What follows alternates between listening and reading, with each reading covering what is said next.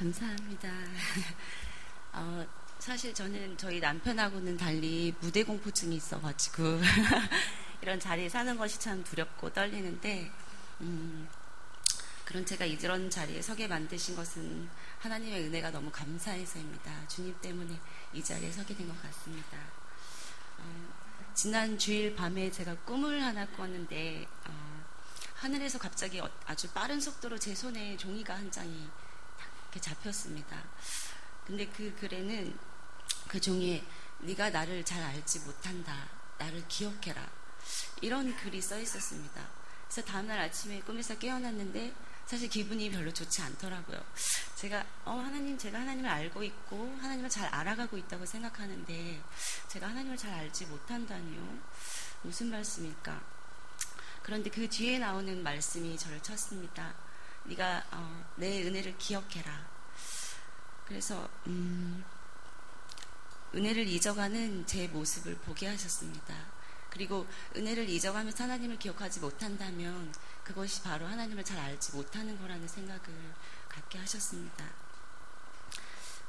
저희 가정이 서산 꿈의 학교와 이곳을 이제 매주 오가게 된 지 벌써 1년이 되었습니다.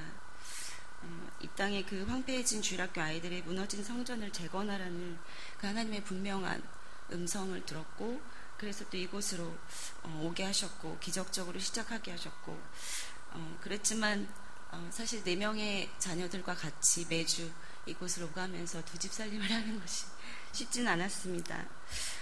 때때로 너무 지치고 또 힘이 들기도 하였습니다.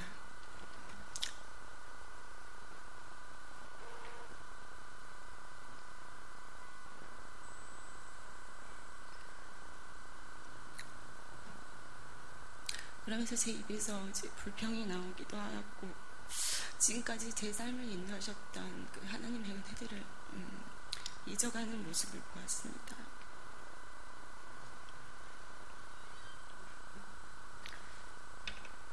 그래서 그 하나님 앞에 정말 마음을 토하면서 기도할 때 하나님께서 너에게 준 은혜들을 다시 한번 기억해라. 지금도 너의 삶을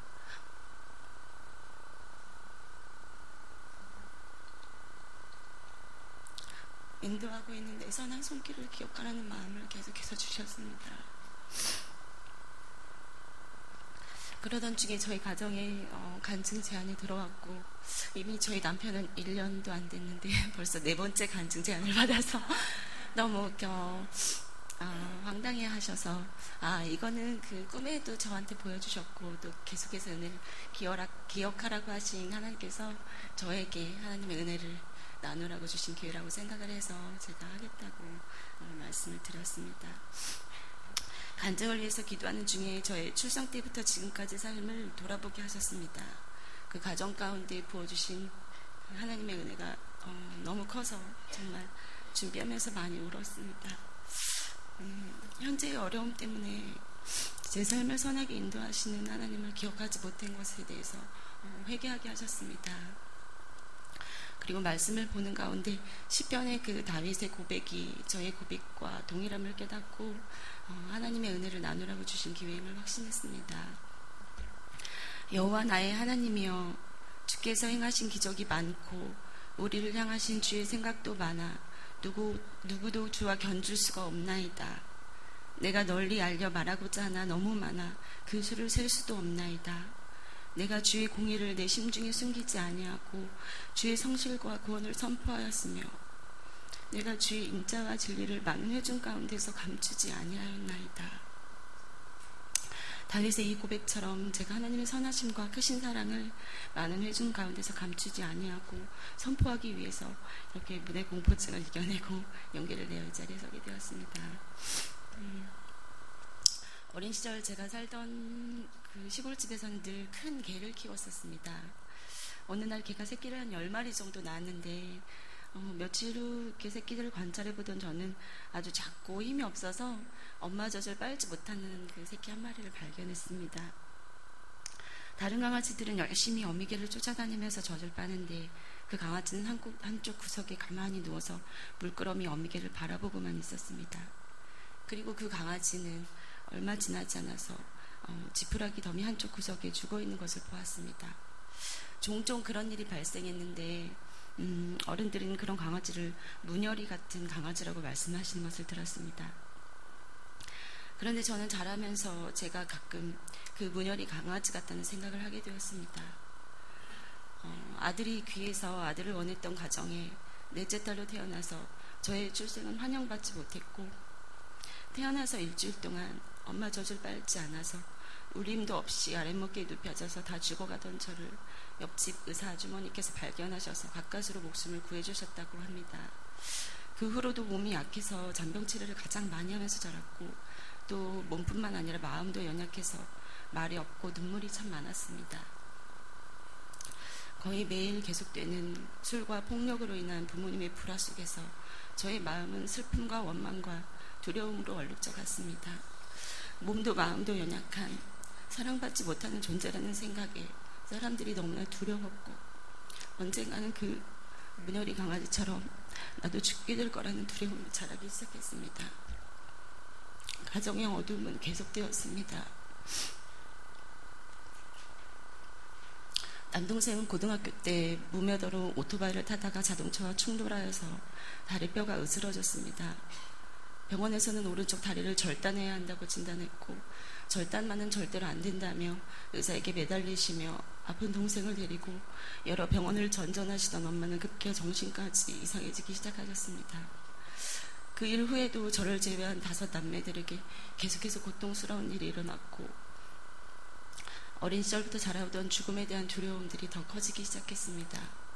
가족들을 바라보며 어떠한 삶의 소망도 느낄 수가 없었습니다. 그래서 대학 다닐 동안 저의 18번이었던 노래는 가지 많은 나무에 바람절 날 없다는 할아버지 말씀이 옳습니다. 그 노래가 정말 입버릇처럼 입에 배었습니다. 그리고 그 깊은 절망의 그 어둠 가운데서 저의 영혼이 서서히 죽어가고 있는 것을 느꼈습니다. 두려움이 너무나 커졌고 죽음도 생각하게 되었습니다. 그러던 어느 날 밤 창문을 열고 밖을 바라보는데 근처에 있는 교회의 십자가가 눈에 띄었습니다. 눈에 눈물이 고여있던 터라 십자가는 더 크게 제 앞으로 다가오는 것 같이 보였습니다. 누군가가 십자가를 보여주면서 이곳에 소망이 있다고 부르시는 것 같았습니다. 교회에는 중학교 때까지만 다니고 학교를 도시로 진학하면서 10여 년간 다니지 않았고, 대학생일 때는 오히려 캠퍼스에서 전도하는 친구들을 비난하기도 했던 저였는데 다시 교회에 나가기 시작했습니다. 그리고 목사님의 권유로 그 교회 청년부 모임에 나가게 되었습니다. 처음 청년부 모임에 갔을 때 환하게 미소를 지으며 인사로 환영하는 한 청년이 있었습니다. 깊은 절망의 어둠 가운데 있던 제게 그 청년의 밝음과 기쁨과 확신에 찬 모습은 참 기이해 보였습니다. 저 사람 안에 무엇이 있길래 내가 사는 깊은 어둠과 절망의 세상과는 다른 세상에 사는 사람 같을까 의아했습니다. 그리고 그 형제의 제안으로 장애아 예배를 섬기게 되었습니다. 장애아 동부 수련회 마지막 날 밤에 소리를 지르며 날뛰는 덩치가 산만한 자폐아들 여러 명을 혼자서 땀을 뻘뻘 흘리며 한 명 한 명 정성껏 씻겨주는 그 형제의 모습 속에서 저는 사랑이 있다는 것을 깨달았습니다. 그 형제 안에서 살아계셔서 그 형제를 통해 일하시는 예수님을 보게 되었습니다. 말로만 듣던 하나님의 사랑이 정말 있구나 하는 생각을 하게 되었습니다. 하나님은 그 형제와의 결혼을 허락해 주셨고, 꿈의 학교라는 커다란 바위 뒤에 저를 숨겨주셨습니다. 그곳에서 가정을 꾸리고 하나님의 사랑이 잘 믿어지지 않고 머리로만 믿어지던 제게 하나님께서는 남편의 사랑을 통해 깊게 패였던 마음의 상처들과 두려움들을 차츰 고치시고 싸매주셨고 새 살이 돋게 하셨습니다. 몸이 약했던 저에게 건강한 내 자녀를 출산하게 하신 것은 정말 하나님의 전적인 은혜였습니다. 정말 문열이 같았던 죽어가던 저를 2번이나 죽음 가운데서 살리시고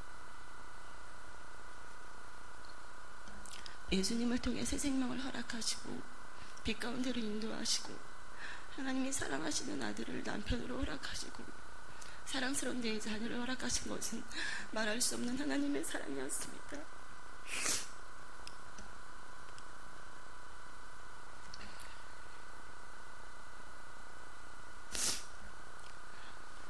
그래서 40세가 되던 해에 저는 하나님 앞에 이렇게 기도했습니다. 하나님, 지금까지 40년 동안은 저를 고치시고 싸매시고 회복시키신 시간이었다면 앞으로의 40년은 하나님의 사랑을 전하는 자로 하나님의 뜻대로 써주세요. 저는 이 사랑을 어둠 가운데 있는 친정 가족들에게 전하고 싶었습니다. 두 가지 약속의 말씀을 붙들었습니다.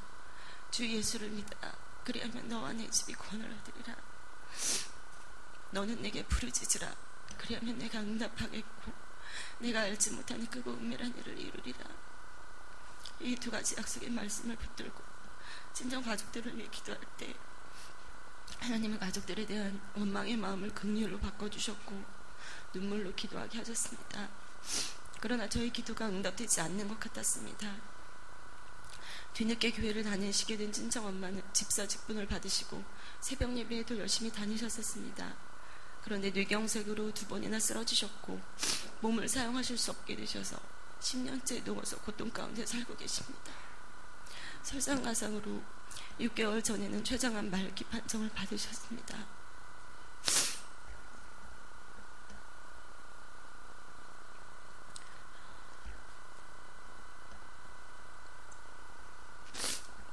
엄마의 암 선고 소식을 들었을 때 저는 사실 절망스러웠습니다. 친정 가족을 위한 저의 오랜 기도를 하나님이 듣고 계시는 걸까? 가족들은 변하지 않고 상황은 악화되기만 하는 것까지 답답했습니다.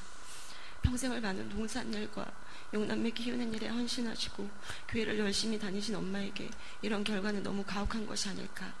엄마의 인생이 너무 불쌍해서 목 놓아 울곤 했습니다. 날마다 하나님 앞에 울며 부르짖었습니다. 그런데 하나님은 저의 기도를 어느 순간부터 바꿔주셨습니다. 내 딸아, 너의 친정가족들을 위한 너의 기도를 내가 듣고 있다.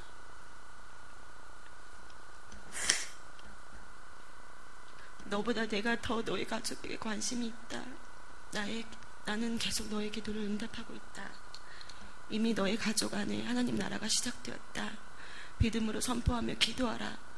이런 마음을 주셨습니다. 그래서 그렇게 기도하기 시작했습니다. 가장 절망적인 상황이었지만 믿음으로 선포하며 기도했습니다. 그리고 얼마 전 눈물의 기도가 응답되기 시작했습니다. 절대 교회를 나오시지 않으실 것 같았던 아빠가 65년 만에 저희가 이곳 꿈이 있는 교회에서 한 달에 한 번 예배를 드릴 때마다 함께 나오시기 시작하셨습니다. 저기 앉아 계신 저의 친정 아빠가 바로 저에게는 살아계신 하나님의 사랑의 증거입니다. 아직 교회에 나오신 지 얼마 되진 않으셨지만 아빠를 사랑하셔서 부르셨고 아빠를 향한 선한 계획을 이루실 하나님을 신뢰합니다. 하나님께서 저희 가정을 이곳 꿈이 있는 교회에 인도하신 것은 책임 꿈뿐만 아니라 저의 가족 구원까지도 염두에 두셨던 것 같습니다. 저희가 이곳에 오는 것이 확정되기도 전에 몇 달 전에 부모님을 이 근처로 이사하게 하셨습니다. 그리고 엄마의 췌장암 말기라는 고난은 단지 인간적인 고통이 아니라 가족 구원을 위해 하나의 미랄로 썩어져 가고 있는 것임을 깨닫게 되었습니다.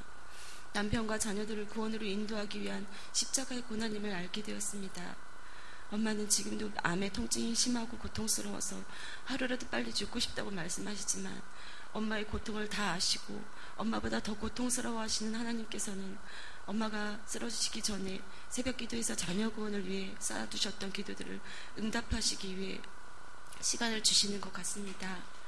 병원에서는 엄마가 앞으로 길게는 6개월 정도밖에 사실 수 없다고 진단하였고 아직 6남매 중 4남매가 하나님을 알지 못하는 상황이지만 문열이 같았던 저를 고치시고 싸매셔서 빛의 자녀로 살게 하신 사랑의 하나님, 신실하신 하나님께서 제가 생각지도 못한 놀라운 방법으로 이루실 가족 구원을 위해 믿음으로 선포하며 계속 기도하려고 합니다.